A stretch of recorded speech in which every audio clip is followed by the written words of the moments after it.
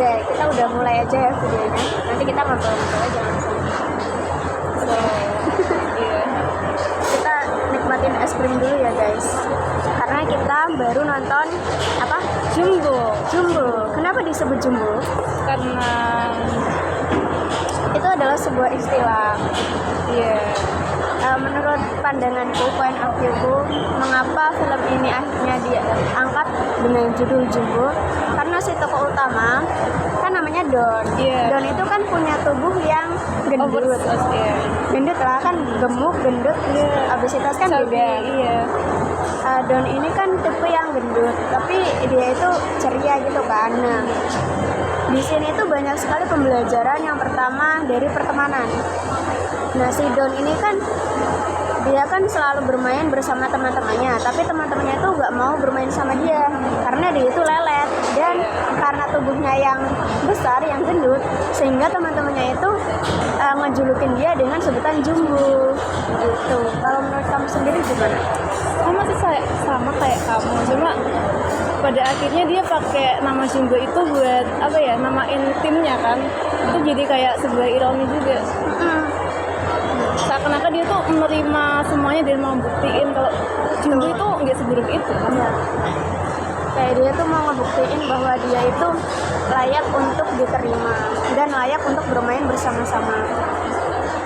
Tapi emang animasi Jumbo ini juga terjadi di sekitar lingkungan kita kan. Kayak maksudnya itu kayak waktu kita anak-anak, kita juga ngerasain seperti Jumbo mungkin keadaannya. Atau ada sisi lain dari kisah ini, sebenarnya aku tertarik sama Atta. Sama. Iya. Sumpah aku juga tertarik Soalnya sama Atta. apa ya, soalnya karakternya tuh ternyata nggak seburuk yang Iya. ditampilin waktu awal-awal itu. Tuh, Ternyata kan. ada alasannya kenapa dia bertiga kayak gitu. Trailernya kan emang ini kan, dia itu kan tukang pembuli dan lain sebagainya. Ya dianggap antagonis di dalam film Jumbo ini. Tetapi ketika kita sudah menonton filmnya itu, ternyata Atta ini memiliki alasan tersendiri karena dia itu sebenarnya iri sama Jumbo. Jumbo ini kan mendapat kasih sayang orang tua, sampai dibikinin buku. Sedangkan si Atta itu cuma punya abangnya. Dan kamu tahu nggak pengisi suara abangnya itu siapa? Kalau aku nggak salah ya, Angga Yunanda. Suaranya tuh mirip. Oke. Gitu lah pokoknya. Atau kayak ada something for Atta gitu. Apa ya? Sebenarnya seiring berjalannya cerita juga kamu pasti bakal sadar sih kalau Atta ini sebenarnya iri sama si Jumbo ini. Dia itu punya banyak kenalan tapi nggak punya teman. Kan beda antara kenalan sama teman kan. Atau dia itu punya banyak teman kan waktu dia main pasti. Iya, tapi kayak ada jarak gitu loh. Seakan-akan tuh teman-temannya itu Ya cuman mau berteman sama dia karena dia itu jago gesit gitu loh. iya. Sedangkan si Jumbo kan dicap lelet kan waktu awal-awal itu. Ya namanya terkadang tuh kita tuh merasa punya banyak teman tapi tuh Masih gak kosong. ada yang benar-benar disebut sebagai teman gitu. Hingga pada akhirnya keempat anak itu, Jumbo, Mae, Nurman, sama Atta itu kan bergabung. Suka banget sih momen yang itu. Dan plot twist-nya si Mary sih. Mary. Di akhir kayak Aku nggak. ternyata si Mary itu temennya neneknya. Iya, tapi waktu adegan itu jadi aku agak keinget sama anime Ghibli yang judulnya apa ya? Pokoknya yang Marni Iya. itu loh. Marni.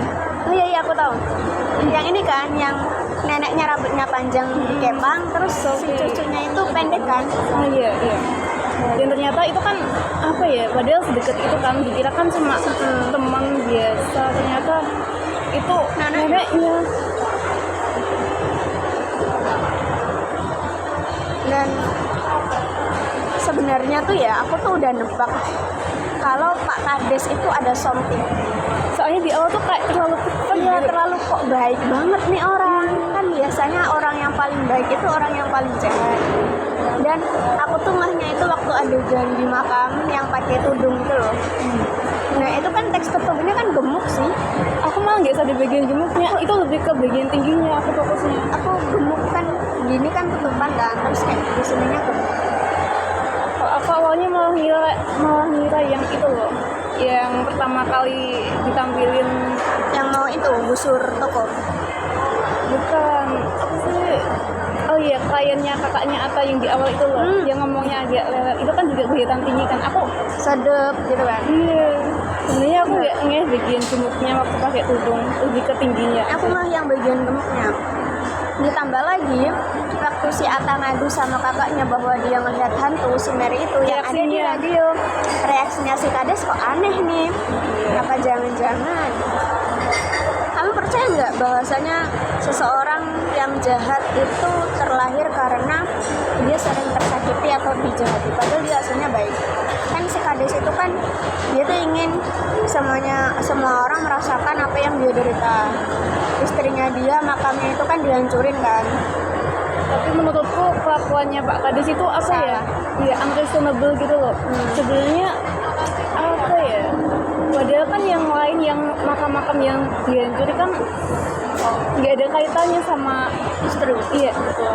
Ya, karena nggak ada kaitannya itu, Pak Kades itu mikir semua orang tuh harus ngerasain hal Apa yang yang sama. ngerasain? Kayak kamu ingat nggak Naruto? Iya. Pain. Nah aku tuh langsung inget Pain. Ada kata-kata waktu Pain mau ngancurin desa Konoha, Aku ingat. Itamio Kanjiro, Itamio apa gitu. Terus Shinra Tensei. Semua harus merasakan Iya. rasa sakit. Itu kan pokoknya kan, nah itu kan pemikiran yang salah. Nah Pak Kades juga mungkin terinspirasi dari itu. nggak bercanda. Itu reaksi dari itu sih. Kalau di psikologi kan ada itu ya, teori apa ya, mekanisme pertahanan diri itu juga salah satu dari situ. Aku lupa sih namanya. Pokoknya ada yang mengalihkan. Psikologi sastra. Iya. Jadi kan apa ya, ada mekanisme pertahanan diri yang cara mengalihkan rasa sakitnya itu dengan melakukan tindakan yang buruk gitu buat semuanya. Kamu psikologi sastra buku iya. Dulu aku kayaknya buku itu apa ya, teori sastra. Aku lupa. Kok buku aku Beethoven sama sastra anak. Sastra anak projectnya apa? Sejauh ini belum ada project sih, baru masih materi. Aku tuh kadang sempat mikir ya, kayaknya aku tuh lebih condong ke sastra daripada pendidikan. Iya, aku juga mikirnya gitu. Oh, kayak cocok banget tau maksudnya. Kayak apa ya? Kamu yang suka nonton film, baca novel, juga apa ya, wawasanmu juga luas tuh. Gini. Soalnya waktu SMA tuh aku sebenarnya bingung mau milih jurusan apa. Tujuan utamaku tuh di ITB, tapi orang tua aku nggak merestui. Terlalu jauh, harus di Semarang. Tapi emang orang tua tuh selalu pengen yang paling deket gitu loh, biar kita nggak terlalu jauh gitu. Dan kamu tahu nggak plot twistnya? Aku tuh paling benci pelajaran bahasa Indonesia. Kayaknya aku kena karma deh. Dan kamu ngambilnya pendidikan bahasa Indonesia. Nah itu ada cerita lain lagi di kelas 12 coba. Mengapa aku ngambil jurusan ini? Kadang tuh kita tuh suka sama mata pelajaran itu karena gurunya kan. Nah, aku ketemu guru yang asik dan enak itu di kelas 12. Ngajarnya tuh beda dari yang lain. Nggak melulu di kelas, terus nggak teori-teori banget, nggak menghafalin banget. Nah, gurunya itu guru bahasa Indonesia. Menarik. Itu ngapain gurunya? Nah gini, kebetulan dia itu lulusan UNES juga. Kan ya aku sempat ngobrol-ngobrol, kayaknya aku tuh terpengaruh sama beliau deh. Sangat Lulusan mengaruh. UNES, jurusannya tuh pendidikan bahasa dan sastra Indonesia. Nah waktu itu aku sempat ikut kayak Kartini Days gitu loh, yang pidato gitu. Terus tuh beliau yang jadi jurinya, aku kan belum kenal waktu kelas 11. Terus tuh beliau tuh ngedeketin aku, kayaknya kamu cocok masuk di jurusan pendidikan bahasa dan sastra Indonesia. Oh, kenapa Bu? Perasaan nilai bahasa Indonesia aku paling rendah deh Bu. Itu pidatomu bagus, dan kamu kan suka baca buku kan baca buku kan hobi, gak harus masuk jurusan gitu kan. Aku ngeyel kan emang aku dari dulu tuh anaknya kayak nyolot gitu. Nah kelas 12 aku ketemu beliau. Nah cara ngajar beliau itu beda ya, mungkin aku baru ngeh itu karena di UNES atau utamanya di pendidikan itu tuh kan ada apa ya, penilaian pembelajaran, terus ada kurikulum mata kuliahnya kan. terus bagaimana cara untuk, mungkin beliau juga kan ada micro teaching kan, gimana sih cara biar murid-murid itu terbawa Biar bisa mengikuti Iya. alur pelajaran yang dan biar murid itu yang aktif, sedangkan guru yang jadi fasilitatornya. Nah beliau tuh menerapkan itu. Saya tuh gak melulu di kelas, paling sering itu di perpustakaan. Nah di perpustakaan itu tuh kita seringnya diskusi. Nah aku mulai tertariknya waktu itu tuh ada project ujian praktik itu suruh buat novel. Novelnya itu novel sejarah tapi dibalut fiksi. Itu namanya apa? historical fiction. Iya, kan ada kan di sastra. Aku tuh lupa ya. Pokoknya novel sejarah. Tapi itu sejarah, tapi- fiksi. Nah, aku tuh waktu itu tuh bingung lah. Sejarah itu kan bersifat faktual ya, Bu. Sedangkan fiksi itu kan bersifat rekayasa. Emangnya bisa antara sejarah dan sejarah yang bersifat faktual dengan fiksi yang bersifat rekayasa digabungkan? Bisa. Sejarahnya itu harus tetap sama dengan realita keadaannya, misalnya tanggal-tanggalnya, sedangkan fiksinya kamu ini sendiri diciptakan Iya, imajinasi. misalnya kamu tambahin karakter versimu sendiri di sejarah itu terus jadi POV mereka kayak gimana. Dan waktu itu aku buat tuh judulnya Historia Vitae Magistra. Tentang apa itu? Itu Historia Vitae Magistra itu artinya kan sejarah adalah guru kehidupan. Nah, novel aku ini menceritakan tentang 3 orang sahabat SMA yang mengalami cinta segitiga lah. Nah, abis itu tuh intinya kan ini kan fiksi kan. Mereka itu nemuin sebuah buku. Pasti udah ketebak lah. Iya. Sebuah buku untuk kembali ke masa lalu. Nah, sejarahnya aku ambil sejarah pertempuran 5 hari di Semarang. Pokoknya tuh nanti tuh kunci atau titik terangnya itu ada di Tugu Muda. Nah, aku tuh mainkan antara Tugu Muda, Siranda, sama Lawang Sewu. Titiknya Iya, ada 3 titik itu. segitiga. Tapi bentuknya Ya pokoknya tuh ada teori-teori tersendiri, aku agak lupa-lupa inget gitu lah. Pokoknya kayak gitu. Nah, ada sih tulisan beberapa yang alay banget, namanya juga anak SMA ya percakapannya. Iya, iya, Aku tapi waktu baca lagi kayak, ini alay banget sih percakapannya. Iya, aku juga kalau baca apa ya semacam dia itu aku baca apa? Nah setelah itu kan disuruh buat cover juga sama sinopsis dan ya kayak antologi gitu loh, tapi ini khusus novel. Nah terus kan dikumpulin ujian praktik, tau gak aku kaget banget dapat nilai berapa Tertinggi. aku belum pernah bahasa Indonesia nyentuh nilai 9 Itu kan dan itu dapat nilai kayaknya 92. Bahasa Indonesia aku ya kayaknya tuh stuck di 80 terus. Aku benci banget bahasa Indonesia. ya berarti apa ya bahasa Indonesia di bidangmu itu bagian kreasinya Iya ya. bukan linguistiknya, bukan bahasanya. Tapi sekarang tahu gak? Aku tuh mulai tertarik sama linguistik. Kayaknya tuh menarik gitu guys. Linguistik. Karena semakin kita nggak tahu tuh rasa Semakin- penasaran iya. semakin menggerogoti. Soalnya bahan kajiannya tuh juga banyak banget di kitab-kitab kan, misal ada dialek atau apa.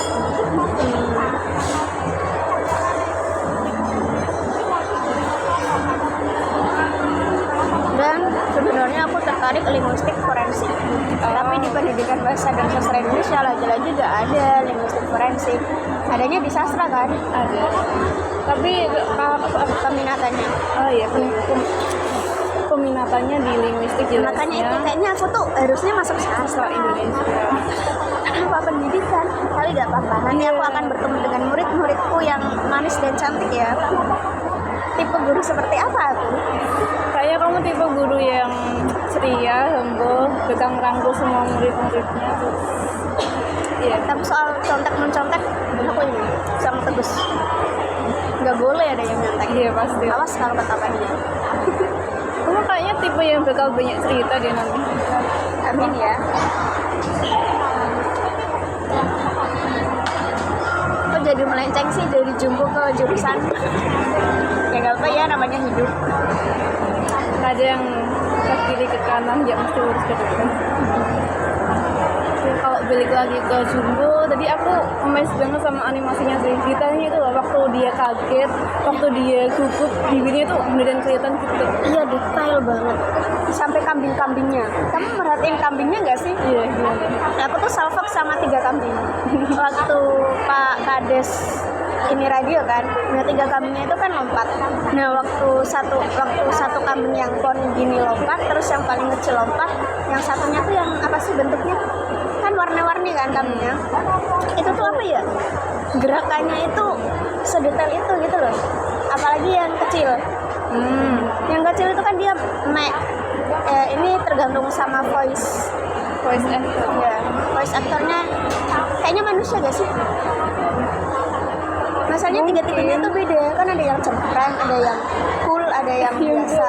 Aku salfok banget sama yang gue itu. Itu kayak beda-beda gitu loh suara antara mek 1, mek 2, mek 3 mek gitu. Kayak gila sedetail itu. Apa jangan-jangan kambingnya juga yang isi?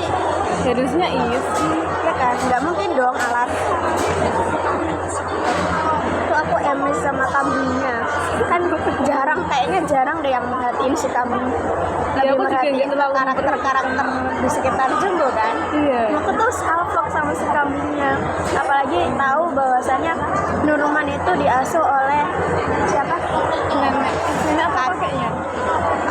Pokoknya kan bukan orang tuanya kan. Terus kan melihara 3 kambing itu kan. Itu kayak agak tersentuh gitu. Sedangkan Mai itu kan dari panti asuhan kan. Terus si Jumbo itu tuh aku agak sebel sih sama dia. Sama di awal. Ini anak, aku tuh sekilas kayak terbayang wajah Denis di Adit. Iya. Denis. Dia yang paling ngena di aku ya percakapannya antara Nurman sama Denis. Kamu itu ya seringkali pengen didengar, tapi kamu tuh gak pernah ngedengerin orang gitu. Kamu itu sering banget nyuruh orang memahamin kamu, tapi kamu tuh gak mau dengerin, mau ngemahamin kita semua. Kalau kita gak peduli sama kamu, gak mungkin kita kotor-kotoran gitu kan. Terus kan mereka bertekanan kayak jelek banget. Iya, emang bagian itu anak. Iya kan, emang kan ada orang yang egois kayak gitu. Ya, tapi setidaknya dia dapat redemption arc yang ya lumayan. Yang bikin aku bingung ada satu, radio. Kenapa bisa Konsepnya, iya iya, konsepnya. Kenapa bisa ngikat ruh? Kenapa radio? Iya, kayak nggak dijelasin gimana caranya biar itu masuk akal tuh. Tuh sama pas apa ya, si Mary ngambilin bukunya Jumbo dari Atta. Itu kan dia bisa langsung nembus sendiri kan, langsung ambil bukunya. Tapi kenapa mereka tuh ikutan masuk gitu loh? Kayak malah mempersulit misi. Mungkin biar dramatis. Iya, cuma itu terlalu didramatisir sih menurutku. Tapi menurut aku itu bagus sih, jadi salah satu yang bagus karena endingnya itu si Atta itu kan ngebuka pintu, sedangkan mereka bertiga itu kan naik tebing itu kan, naik tembok itu, terus ada momen yang kayak berhenti sebentar gitu loh, terus tatap-tatapan, tapi kan penonton tahu kan kalau ada yang susah kenapa enggak, kenapa kan tinggal narik pintu doang gitu, itu tuh bikin lucu gitu. Tapi menurutku kalau misalnya emang mau dimasukin ke dalam gitu harus ada alasannya juga gitu loh, kenapa mereka pengen ikut gitu loh. Kalau langsung kayak gitu penontonnya malah bertanya-tanya kenapa begini. Iya ya, padahal kan perjanjian pertama itu kan si Mary kan yang mau nolong Jumbo untuk ngambilin buku, harusnya ya Mary doang itu kan cukup kan. Ini kan dia bisa ngilang, bisa ambil aja gitu loh. Atau misal kalau misalnya mereka pengen ikut kan harusnya si Mary ada dikasih keterbatasan atau apa gitu biar mereka juga bisa bantu Mary buat masuk. Agak sayang sih di bagian itu sama yang radio tadi. Aku ingat pas bagian ngambil buku itu, mungkin kayak Jumbo, Nuruman sama Mei itu nganggap si Atta itu kan pembuli kan, jahat kan. Mereka juga menganggap kakaknya mungkin jahat. Kan waktu itu kan si Nuruman itu kan ngasih makan kucing. Nah itu kan mereka kaget lah, kok ngasih makan kucing, kan dia kan anak yang nggak baik gitu kan. Terus disuruh buat nyabutin rumput kan, kok bantu orang gitu, padahal kan iya gak baik. Soalnya mereka kan nggak tahu asal usul sifat atau perilaku si Atta kayak latar apa. belakangnya gimana kenapa bisa begitu. Tapi dari awal sampai akhir aku tetap MS sama si Atta. Sama dia tuh apa ya, kecil-kecil tuh dia bisa mandiri, bantuin kakak. Pinter, maksudnya tuh dia juga bisa bikin lampu kayak gitu dari radio. Bagus banget. Al otaknya nggak. Sama mereka itu di umur berapa sih, apa gitu. Berapa ya? SD lah, Mungkin otaknya waktu mereka lagi liburan kali ya. kelas 5, 4. Kalau 6 enggak ya? Iya. Nah di sini buku sih.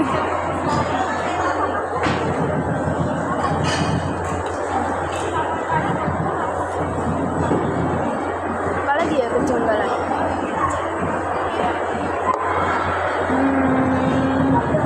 Sama ini waktu pentas final. Paham kan? Kok tiba-tiba Pak Kades ada di panggung itu gitu. Iya.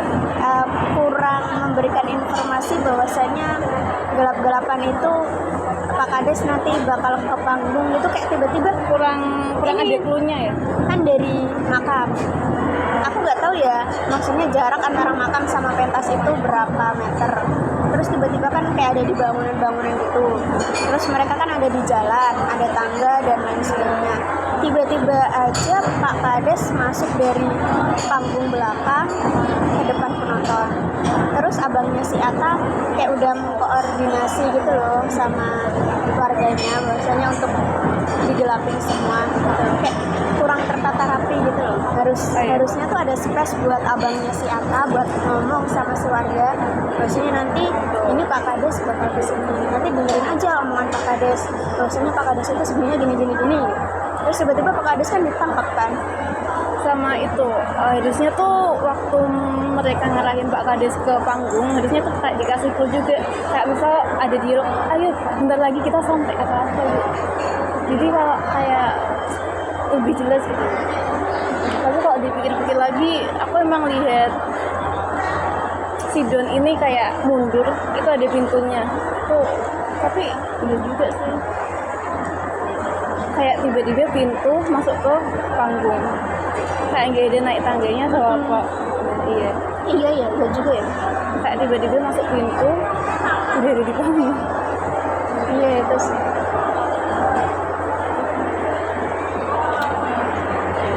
Mari kita, tapi sampai saat ini yang masih aku pertanyakan itu radio. Radio, iya radio. Radio. Oh iya. Apakah karena hukum fisika? Hukum gelombang, fisika frekuensi gelombang. Bisa jadi. Tapi kalau aku nonton film-film supernatural gitu emang banyak pakai IMF ya, kayak semacam radio itu buat mendeteksi hantu. Tapi itu cuma mendeteksi, nggak sampai menangkap juga. Itu sampai ketarik gitu loh orangnya. Kayak ada talinya, itu tuh emang bikin bingung sih. Kamu pernah nonton The Gifted gak? Itu tuh sempet pakai radio gak sih waktu percobaan gitu loh? Iya, Yang radio si kepala kelas kan. sekolah. Iya.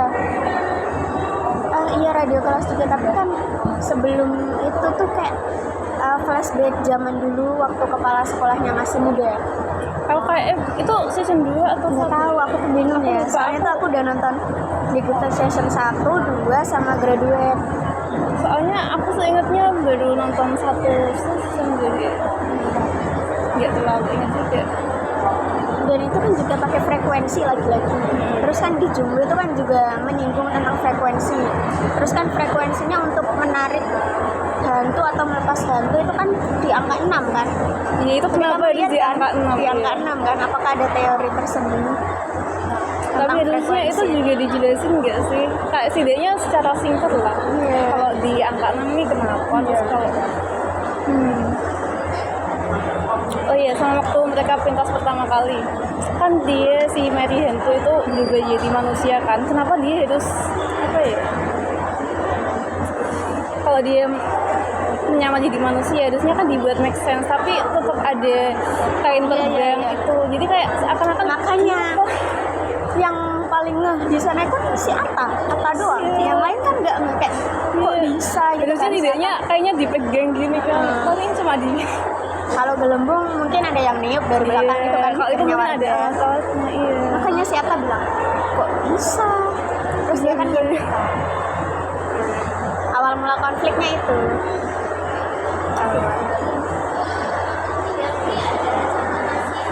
Apalagi ya yang unik di Jumbo. Dan yang dipegang Jumbo yang di radio terakhir itu radio milik Pak Kades atau bukan? Kayaknya iya, soalnya kan dia bilang kalau aja aku lebih hati-hati di awal, radio ini gak bakal rusak. Kayak gitu. Kok bisa sampai tangan Pak Kades? Hah? Pak Kades? Kan maksudnya radio yang sama yang dipegang kepala desa atau bukan? Sama kayaknya. Tapi kenapa ada suara ayah dan bundanya? Bisa aja, kalau aku nangkepnya ya, mungkin aja tuh Pak Kades juga nggak sengaja nangkep bantu bapak ibunya si Jumbo. Bisa aja. Oh, berarti di makam yang sama. Bisa jadi. Gila sih Pak Kades. Sebenarnya itu agak nyindir pemerintah juga tapi dikit banget. Iya. Yang mana juga? Yang mana ya? Kayak tentang Pokoknya berkaitan sama Pak Kades. Sama ini juga di awal banget. Yang waktu Jumbo ngejar bola pasti. Kasih aku dulu. Aku langsung ngeh banget. Yang bagian penggusuran itu kan. Kalau yang bagian penggusuran itu kan sinya Pak Kades kan, tentang kuburan itu kan, mau dijadiin jalan atau apa gitu kan, atau mau dijadiin bangunan. Padahal kan itu kan tanah milik Pak Kades juga, milik warga, tapi kenapa harus digusur gitu loh tanpa seizin warga? Iya. Ya sama kayak yang ada di Iya, yang itu kan yang penggusuran itu. Iya, penggusuran. Terus yang scene pertama banget itu kan ada apa ya? Bapak-bapak, ya gak bapak-bapak banget sih yang bilang bahwasanya toko ini besok akan digusur karena dari atasannya bilang padahal kan ini toko milik warga lah, kalau misalnya toko ini mau digusur kita mau mencari nafkah dari mana gitu kan, kayak sembarangan banget gitu loh. Bagian itu emang langsung jangan-jangan ini nyindir. Iya, dikit banget.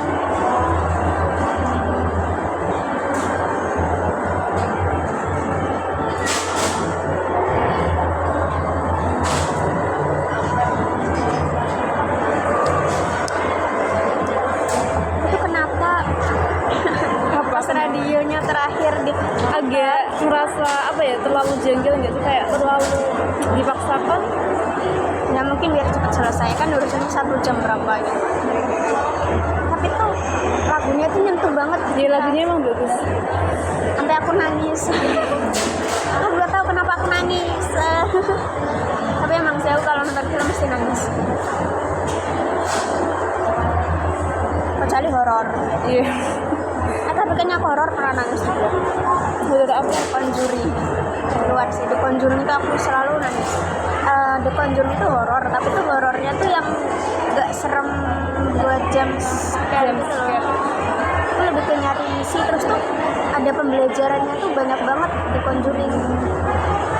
Aku tuh paling suka Conjuring berapa ya? Pokoknya tuh yang setannya ngerasukin anak laki-laki. Kamu nggak nonton? Aku takut di horor.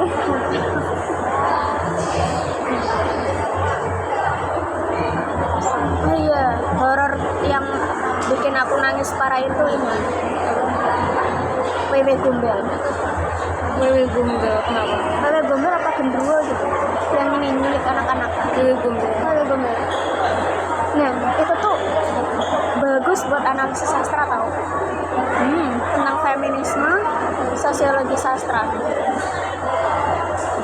Flashbacknya itu horor ini tuh nggak nekenin ke titik seremnya, tapi tuh flashback dari kenapa Wewe Gombel bisa sampai kayak gitu. Menarik. Dulu itu zaman dulu banget gitu kan, kayak setelah perang atau apa gitu. Nah, ada mbak-mbak bakul jamu bisa ngemeh di Wewe Gombel kan cantik kan, terus ya udah jualan jamu keliling, sering mengalami pelecehan seksual.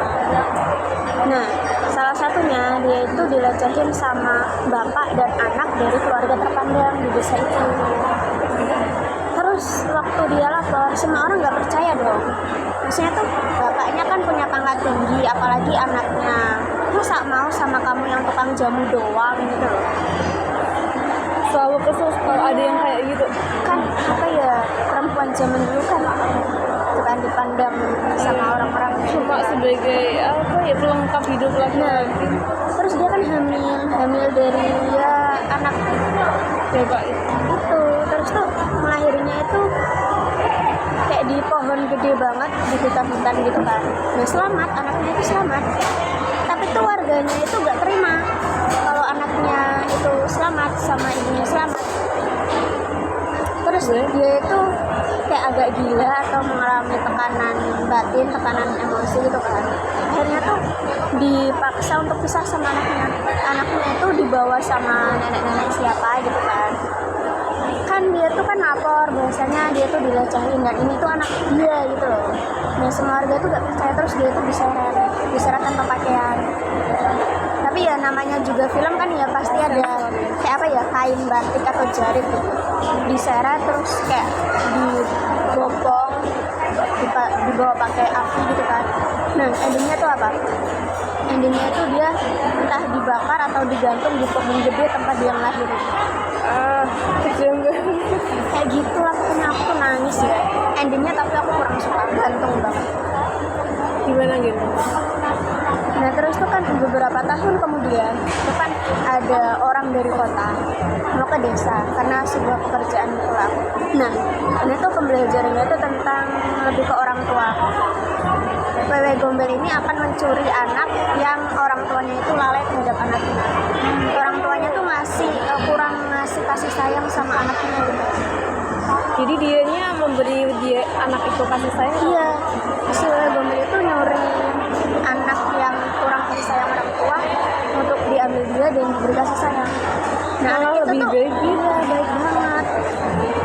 Nah anak itu tuh nyaman sama dia. Terus sempat hilang beberapa hari gitu lah. Nah ceritanya kayak Wewe Gombel pada umumnya, cerita rakyat biasa, tapi tuh dikemasnya itu dengan pembelajaran yang rapi banget.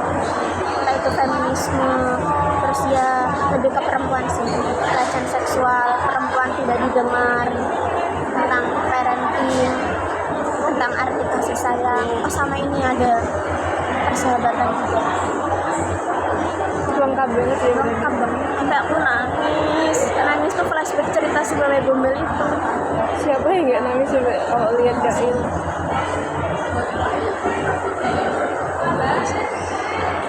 Terlalu menyedihkan tragedinya.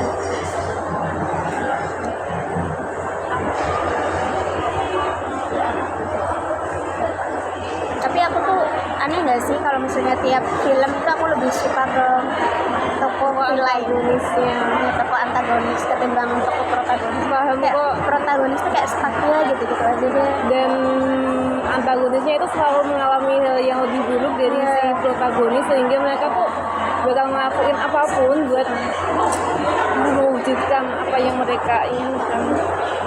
Sedangkan protagonis tuh biasanya kayak selalu dikasih kemudahan, kayak tadi juga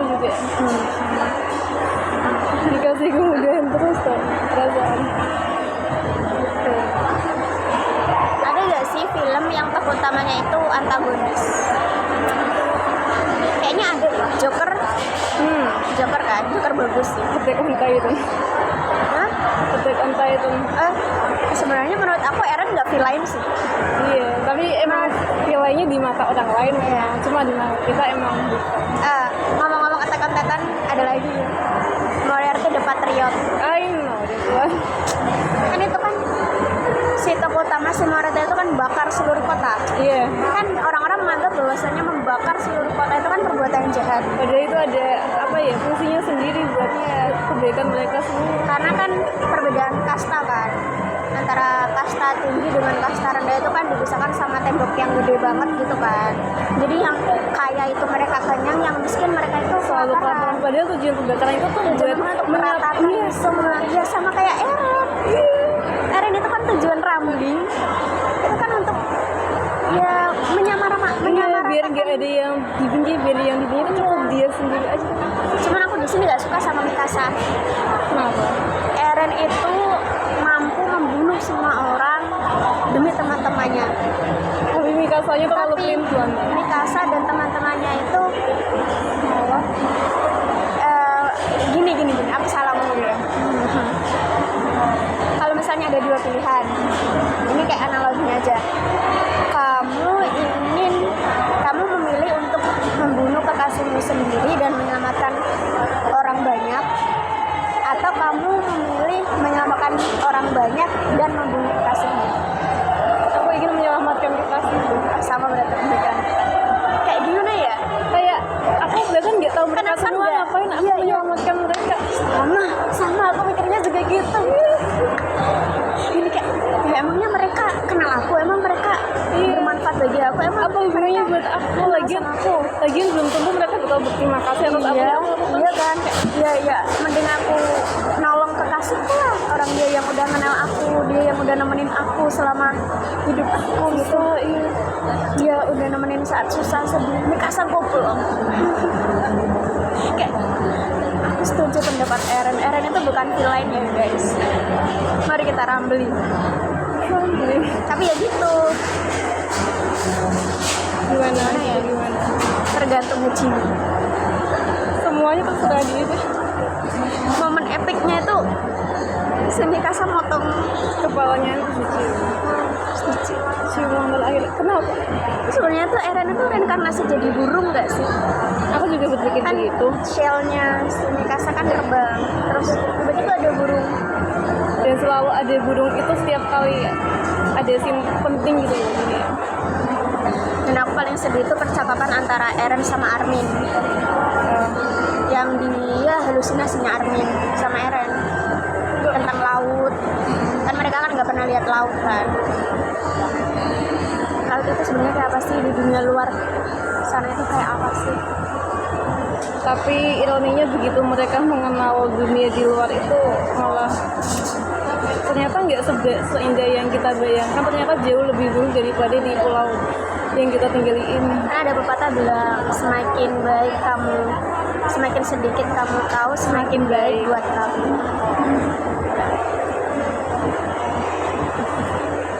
Aduh, ini kalau misalnya bahas lagi, belum jam 4. Ngomong-ngomong soal laut, tentang si Armin sama Eren mau tahu tentang laut, itu ada film Indonesia juga yang dua sahabat juga ingin menuju ke laut.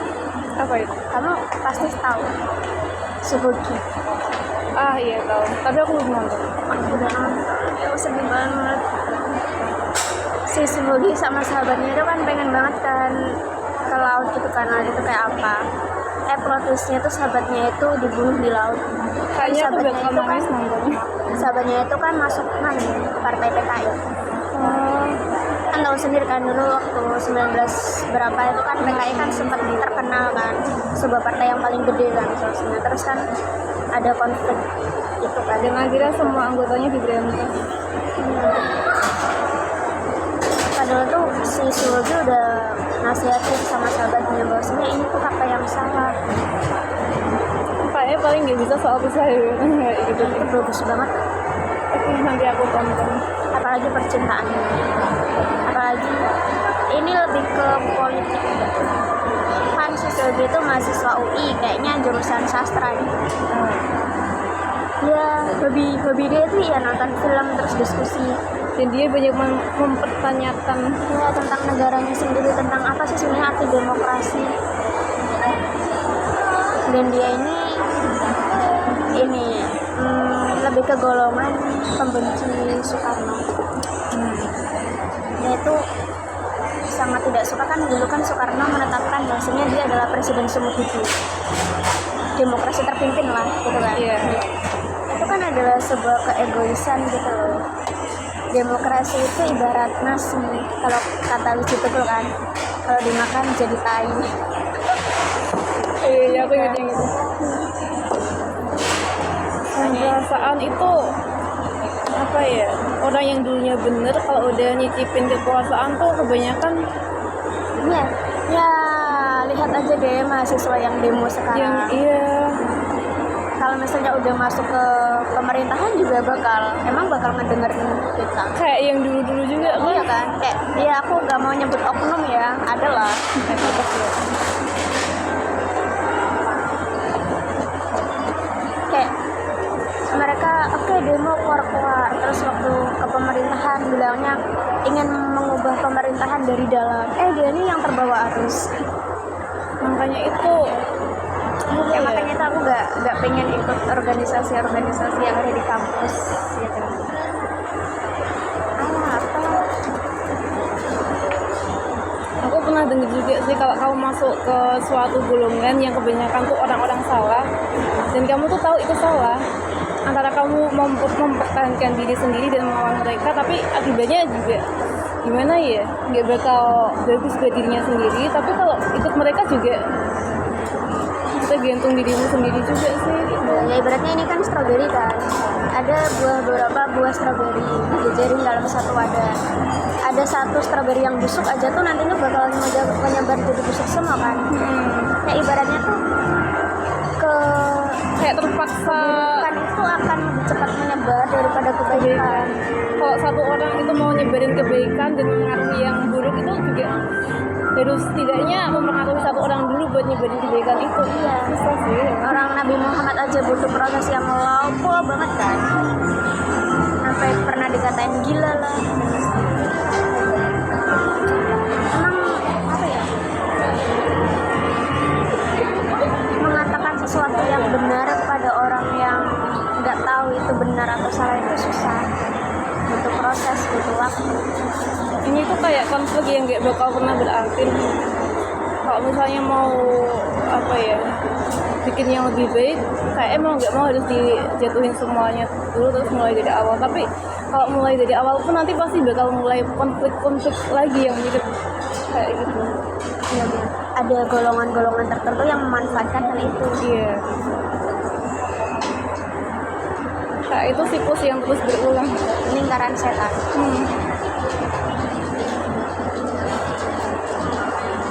Sama apa ya, kan kamu nonton ini nggak, Presiden Menjawab? Aku tuh kan nonton ya.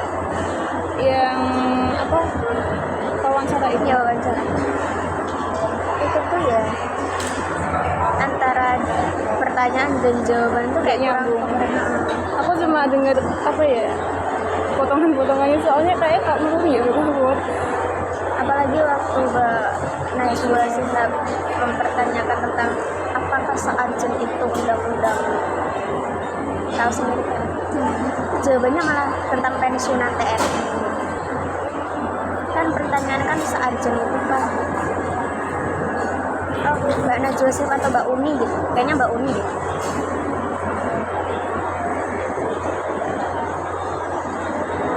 Yang ditanya apa, jawabnya apa.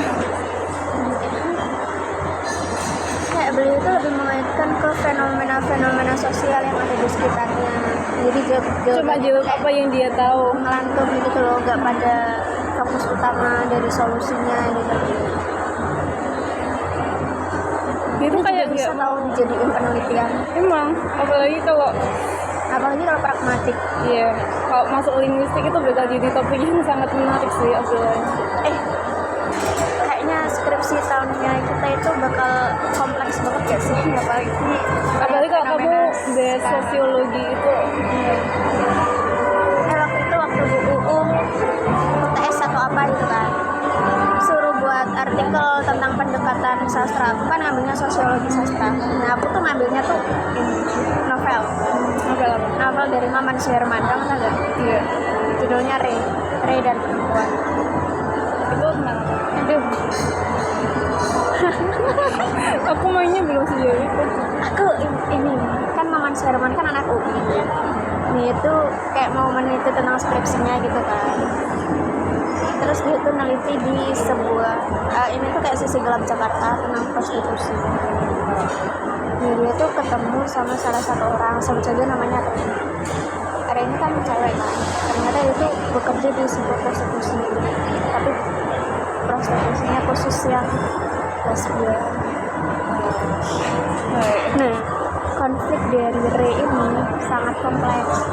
soalnya Ri ini tuh dilecehin dan hamil gitu kan, terus tuh kayak keluar dari keluarganya gitu, merantau ke Jakarta, terus tuh ketemu sama tante, aku nggak tahu ya, rupanya tante A gitu kan.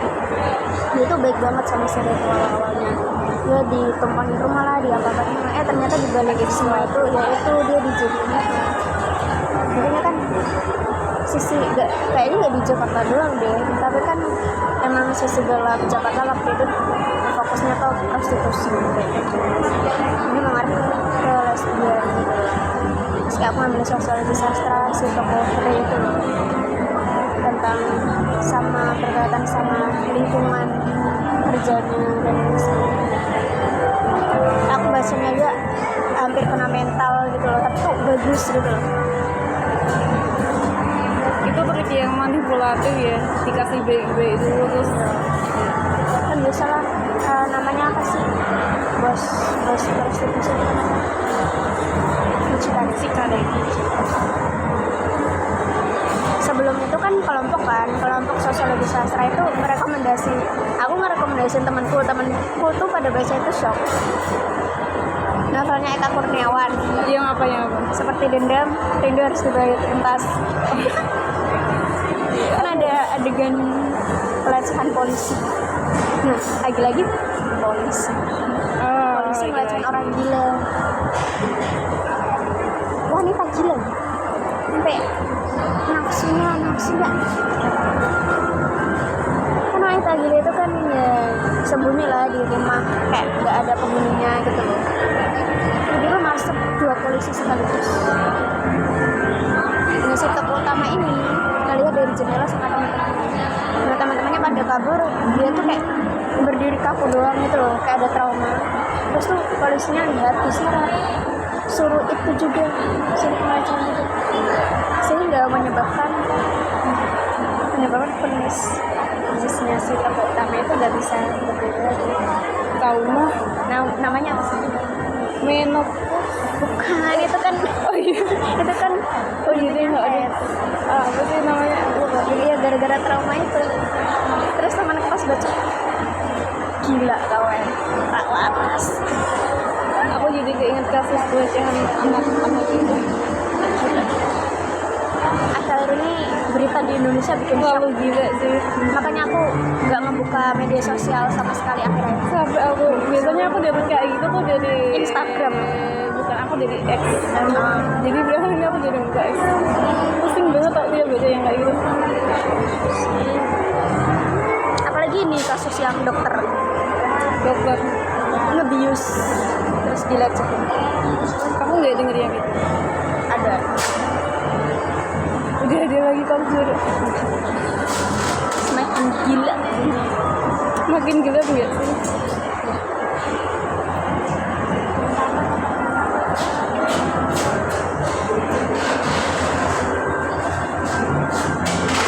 Kamu nonton One Piece gak?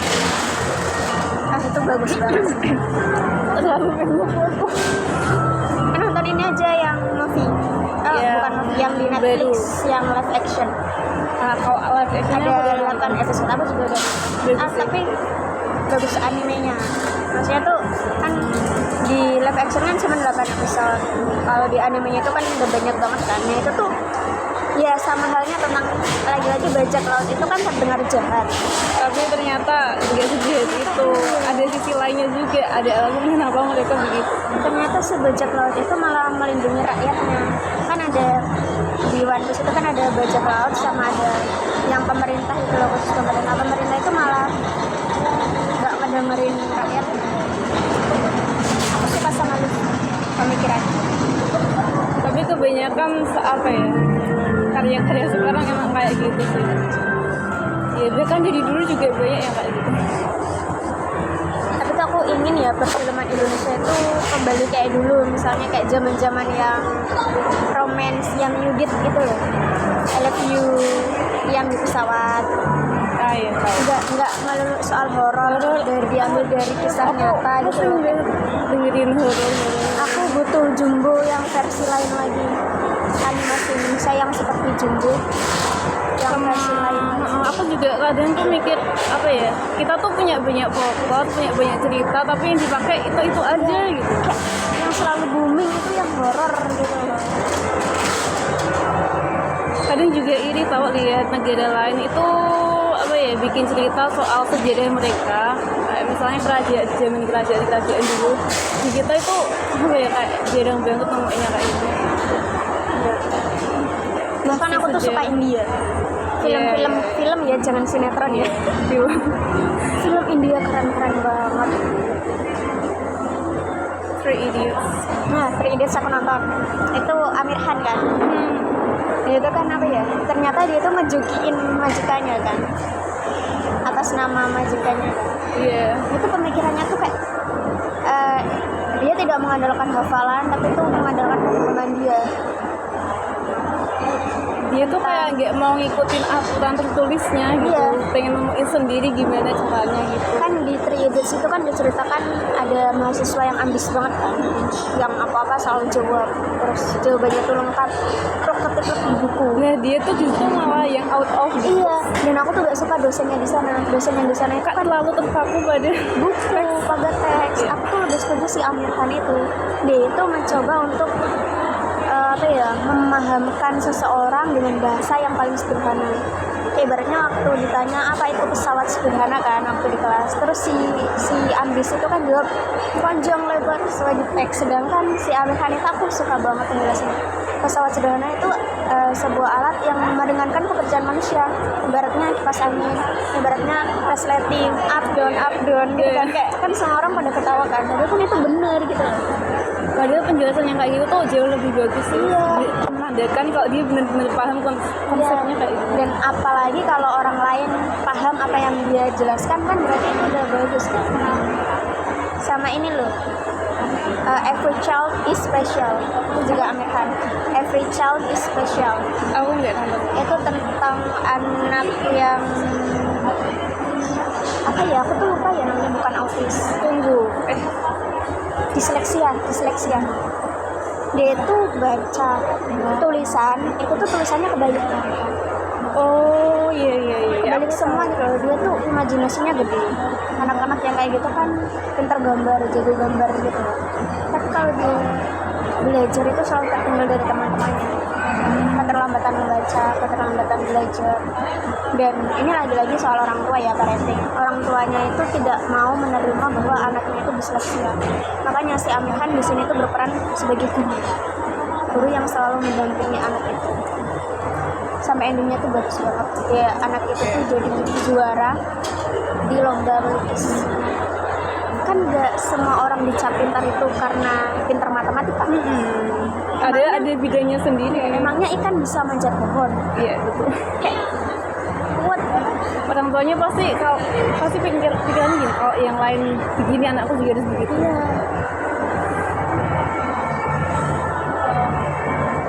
Pokoknya dia tuh kalau ngeliat misalnya nih ya, tea house gitu tuh kebalik semua gitu. Terus ada yang melayang-layang gitu loh. Hurufnya itu kayak campur aduk, terus penglihatan dia tuh melayang-layang, hurufnya kayak terbang, berenang. Terus dia membuat outlook sendiri, jadi ya gambar kekuatan dia tuh bakatnya digambar. Itu justru jadi kelebihannya dia sih.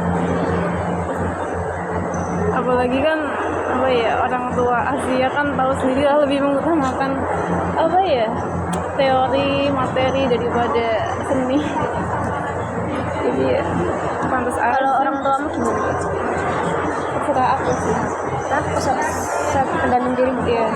Orang tua Alhamdulillah aku ya. tuh ini ya, nggak pernah mempertanyakan nilai, nggak pernah mempertanyakan peringkat. Iya. Terserah deh. Tapi tuh tetap apa ya, jangan lupa belajar. Setidaknya di sekolah itu dapat ilmu. Ya gitu lah pokoknya. Sama. Nggak pernah nuntut untuk jadi Harus yang satu, harus yang terbaik ya. Tapi karena itu tuh kita jadi sadar diri gitu loh, kita gak ada tekanan gitu loh. Kita jadi sadar kalau orang tua kita itu udah nyerahin tanggung jawab untuk mencari info kita, berarti kita diberi tanggung jawab dan kita harus menyelesaikan tanggung jawab itu gitu. Kan banyak orang tua itu menganggap anak itu sebagai investasi. Misalnya nih anak gak mau kedokterannya, dipaksa jurusan kedokteran. Pada Nah, akhirnya di kedokteran dia nyontek pakai ChatGPT, si Joki. Ya terus kalau misalnya masuk ke sebuah rumah sakit Nanti waktu mau operasi operasi takut tahu ih itu ya. sebelum operasi misalnya nih ya mau operasi mata, operasi gigi atau operasi inilah organ dalam sendiri. ChatGPT-nya bilang tiba-tiba ada suaranya, oke, jika kamu ingin mengoperasi mata bagian ini nih, terus si pasiennya dengar kayak, apa nggak shock, nggak jadi nih dok, saya sudah sembuh.